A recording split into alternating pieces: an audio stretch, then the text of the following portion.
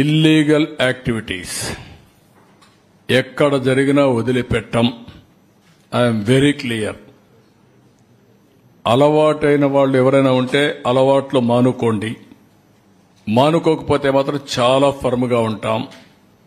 రెండోది, గంజాయి మత్తులో లేకుంటే మద్యం మత్తులో ఇష్టానుసారంగా ఆడబిడ్డలపైన అత్యాచారాలు చేయడం, నేరాలు చేయడం, గంజాయి దాగి రోడ్డు మీద పడడం, ఇవి చేస్తే మాత్రం చాలా జాగ్రత్తగా ఉండండి.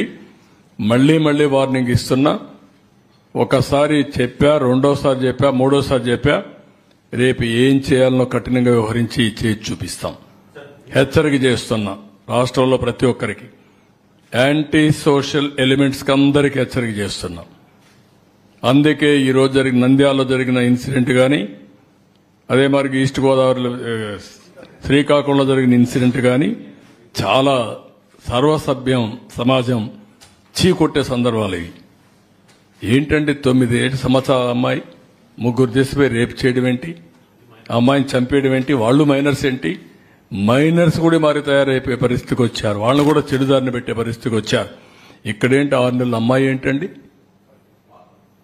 వాడు ఏంటి, కొంచెమైనా సరే చిన్న పిల్లల్ని కూడా ఈ మరి హెరాస్ చేసే పరిస్థితికి వచ్చారంటే ఎంత దారుణం మనం ఆలోచించాలంటే. ఇది వ్యవస్థ ఎంత భ్రష్టు పట్టింది, ఎంత చెడిపోయింది, మనసులు ఏ విధంగా కలుషితం అయిపోయినాయి.